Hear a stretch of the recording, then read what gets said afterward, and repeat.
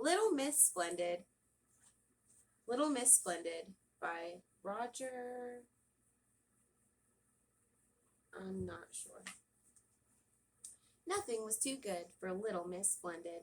She lives in a huge house surrounded by large gardens. She slept in an enormous bed with silk sheets and silk pillowcases. She bathed in a gold tub, and she dined off of silver plates. Oh, she was splendid, at least she thought so. Little Miss Splendid thought a lot of herself. In fact, she thought about little else.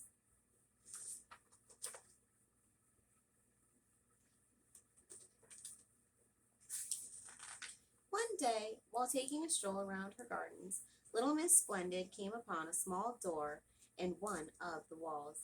She'd never noticed it before. I wonder what's through here, she thought, and opening the door, she stepped through. I'm not sure. I thought the same thing. She found herself on a road. Along came Mr. Small, out for a short walk. Good morning, he remarked politely, raising his hat. Little Miss Splendid stuck her nose even higher in the air and walked past him as if he wasn't there. What a common little man, she thought to herself.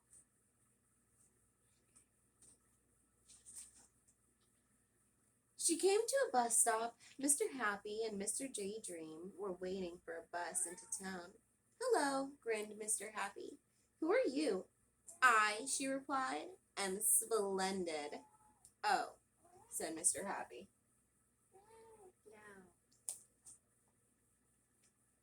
Yes?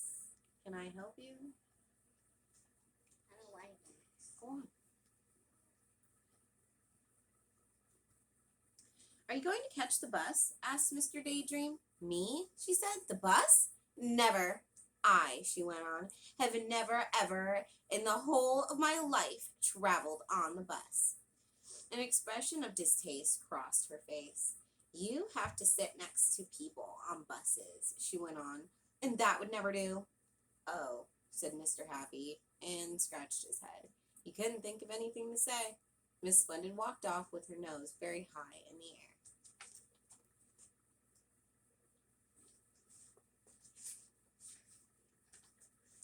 Miss Splendid arrived in town. She looked at herself in all the shop windows as she walked down the street. I must say, she thought to herself, I do look absolutely splendid. And then something caught her eye. Yeah. There, in the middle of the window of the hat shop, was a hat.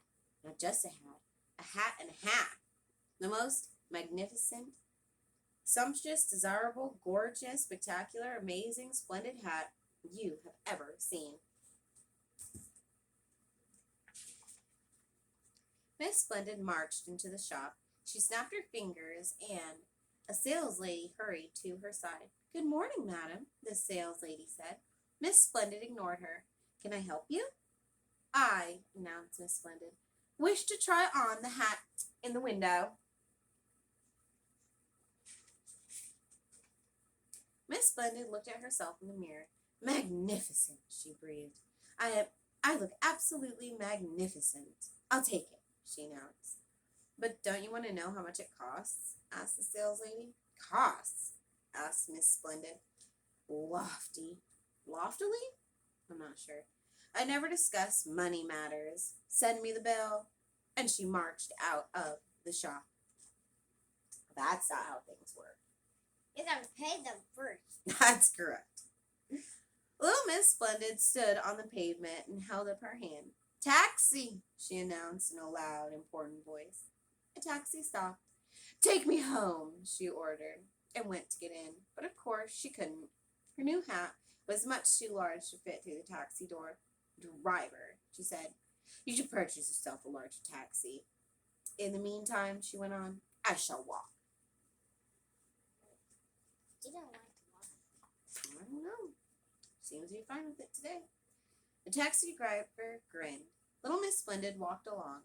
Perhaps it's better to walk, she thought to herself, so that everyone has a chance to admire my magnificent new hat.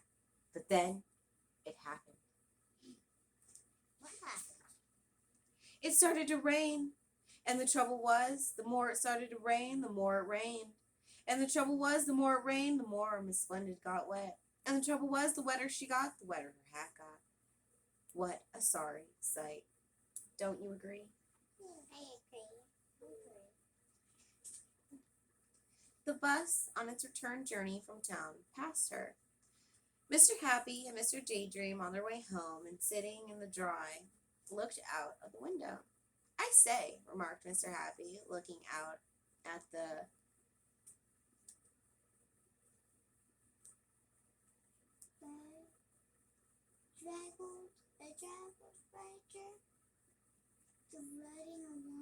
trudging along in the wet. Yep, exactly what you said. What a splendid sight. Mr. Daydream giggled. Splendid, he agreed.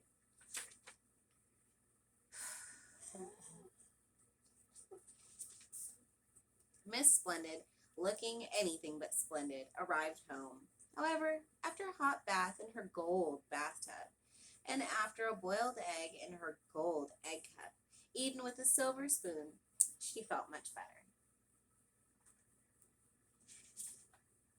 In fact, later on, she spent an extremely pleasant evening looking at, well, what do you think she spent all evening looking at?